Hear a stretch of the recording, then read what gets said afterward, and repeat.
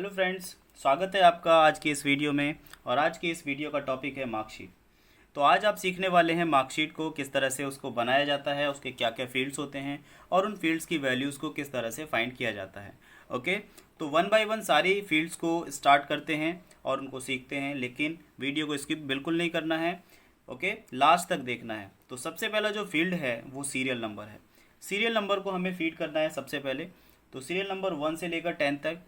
यहाँ पर एक बात और आपको समझनी है कि ये जो मार्कशीट है ये ग्रुप्ड मार्कशीट है, यानी मैंने यहाँ पर मल्टीपल स्टूडेंट्स की मार्कशीट को तैयार करने वाला हूँ, लेकिन आप चाहें तो उसको इंडिविजुअल वे में भी तैयार कर सकते हैं। तो फर्स्ट फील्ड की वैल्यू यानी सीरियल नंबर को हम लिखना स्टार्ट करते हैं, जो कि 1 से 10 तक है। तो हमने राइट किया 1 से लेकर 10 तक, 1 2 3 4 5 6 7 8 9 एंड 10। नेक्स्ट जो फील्ड है इसमें स्टूडेंट नेम है। तो आप स्टूडेंट नेम्स अपने अकॉर्डिंग राइट कर सकते हैं, जैसे कि मैंने राइट किया है वो आप लिख सकते हैं। फादर्स नेम, ये फील्ड आप अगर अपने ग्रुप्ड मार्कशीट में ऐड करना चाहते हैं तो आप कर सकते हैं, अदरवाइज इसको आप इग्नोर कर सकते हैं। तो मैंने लिखा है तो मैं इसके फील्ड्स के अकॉर्डिंग उसके फादर्स नेम राइट कर देता हूँ। Similarly phone numbers. अब आते हैं हमारे सब्जेक्ट्स। तो सब्जेक्ट्स क्या है ये डिपेंड करता है आप पर कि आप क्या क्या सब्जेक्ट्स ले रहे हैं। ओके, तो 2 3 4 5 6 जो भी सब्जेक्ट आपको लेने हैं वो आप ले सकते हैं। जैसे कि यहाँ पर मैंने लिए Hindi, English, math, science, social science and computer. आप इनके जो मार्किंग में रखने वाला हूँ वो 100 में से रखूँगा सभी सब्जेक्ट के लिए। तो जैसे हिंदी है तो हिंदी की मार्किंग मैं राइट कर देता हूँ। फिर English, math, science, social science and computer. तो 1 बाय 1 मैंने इन सभी सब्जेक्ट्स के मार्किंग की फीडिंग कर दी है। इसके बाद आता है इन मार्क्स। तो हमें यहाँ पर ऑब्टेन मार्क्स निकालने हैं। जितने भी सब्जेक्ट्स आपने लिए हैं उन सभी सब्जेक्ट्स के मार्क्स को ऐड करके आपको यहाँ पर फाइंड करके निकालना है। तो फॉर्मूला हम लिखेंगे सम इक्वल सम, और आपको यहाँ पर रेंज सिलेक्ट करनी है हर एक सब्जेक्ट के लिए। तो जैसे कि हमने हिंदी से स्टार्ट किया था तो हिंदी से स्टार्ट करते हैं और कंप्यूटर तक सभी सब्जेक्ट्स को सिलेक्ट कर लेते हैं। तो एक रेंज आ जाती है और उस रेंज को ब्रैकेट के साथ क्लोज करते हैं और एंटर प्रेस करते हैं।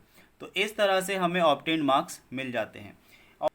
तो यहाँ पर हमने ऑब्टेन मार्क्स यानी कि एक स्टूडेंट के सम को फाइंड कर लिया है। एक स्टूडेंट ने कितने मार्क्स ऑब्टेन किए हैं वो हमने फाइंड कर लिया है। अब हम बाकी स्टूडेंट्स के भी ऑब्टेन मार्क्स को फाइंड करते हैं, तो वो एक ही बार में हम निकालेंगे।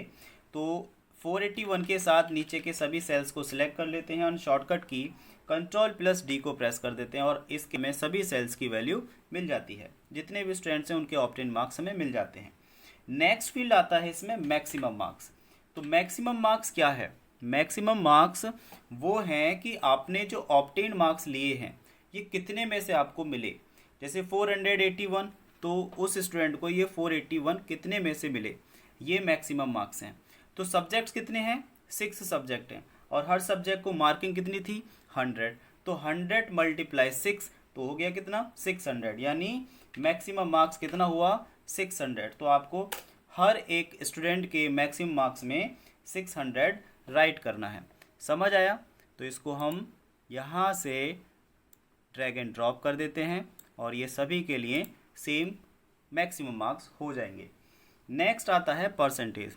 परसेंटेज ना अभी भी बहुत सारे ऐसे स्टूडेंट्स हैं जिनको निकालना नहीं आता है।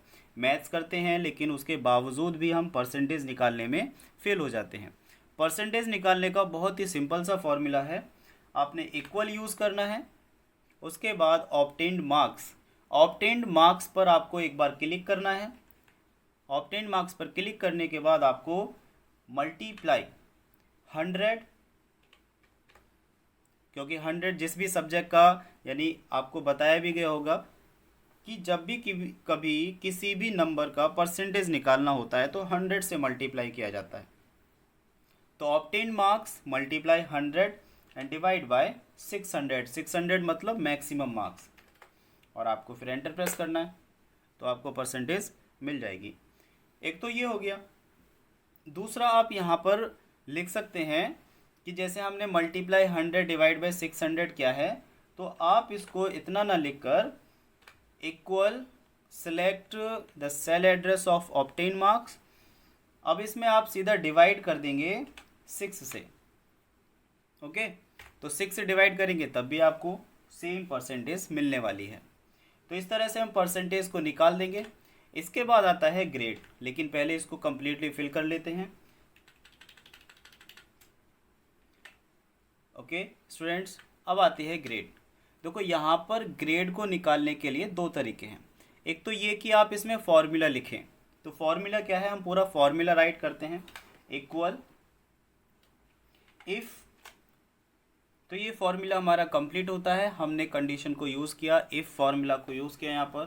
तो इफ़ फॉर्मूला में हमने लिखा क्या है, वन बाय वन एक बार देख लेते हैं। देखो सबसे पहले हमने स्टार्ट किया है इक्वल इफ़ के बाद ब्रैकेट स्टार्ट किया, फिर हमने लिखा है M10 greater than equal to 91।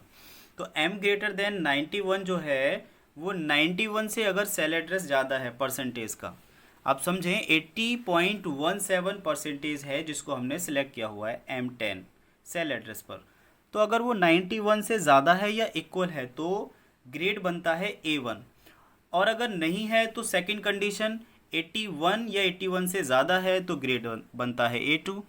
इस तरह से हर एक कंडीशन को वो चेक करेगा, और जहाँ पर भी ट्रू होता है और वही ट्रू कंडीशन को उसके हिसाब से ग्रेड प्रिंट कर देगा, ग्रेड आउटपुट दे देगा। तो हम यहाँ पर एंटर करते हैं तो हमें ग्रेड बन जाता है B1।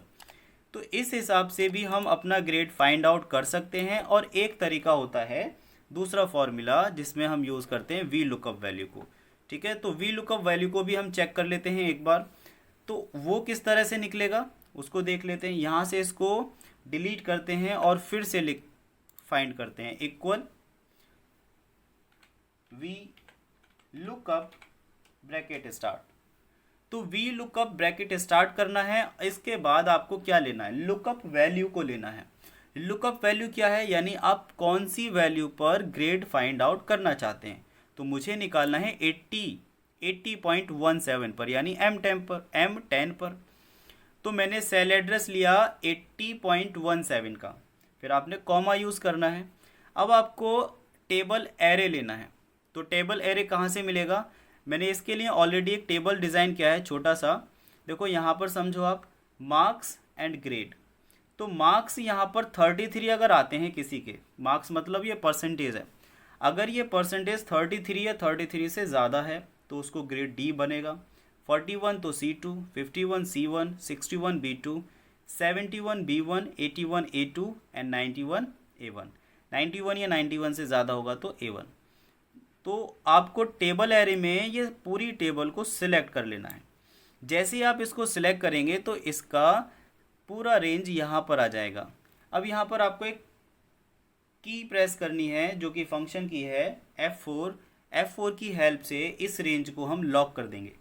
लॉक करने के बाद आपको कॉमा यूज़ करना है, और यहाँ पर आपको टेबल इंडेक्स लेना है, कॉलम इंडेक्स। ओके, तो कॉलम इंडेक्स क्या है, कॉलम इंडेक्स वो है जिसमें आप वैल्यू को फाइंड कर रहे हैं। यानी कि आप क्या वैल्यू फाइंड करना चाह रहे हैं, ग्रेड। और ग्रेड कौन सा कॉलम है, देखो मार्क्स फर्स्ट कॉलम काउंट होगा और ग्रेड सेकंड कॉलम काउंट होगा। ठीक है, तो मार्क्स फर्स्ट कॉलम हुआ, ग्रेड सेकंड कॉलम हुआ। हमें ग्रेड फाइंड करना है, तो ग्रेड यानी सेकंड कॉलम। तो आपको यहाँ पर कॉमा के बाद लिखना है 2 और उसके बाद ब्रैकेट यूज़ करना है और एंटर प्रेस कर देना है। तो बहुत लंबा फॉर्मूला नहीं लिखना है, वी लुकअप से आप सीधा फाइंड कर सकते हैं। अब इसको सिलेक्ट करें और कंट्रोल डी यूज़ करें, आपको सारे ग्रेड बड़ी इजीली मिल जाएंगे। तो ये था मार्कशीट का पूरा फॉर्मेट। आई होप आप सबको समझ आया होगा। अगर वीडियो अच्छी लगी है तो लाइक करें, और कहीं पर भी कोई भी डाउट है तो आप कमेंट करें और अपने क्वेश्चन को क्लियर करें। मिलते हैं नेक्स्ट वीडियो में नेक्स्ट टॉपिक के साथ। Okay, thank you.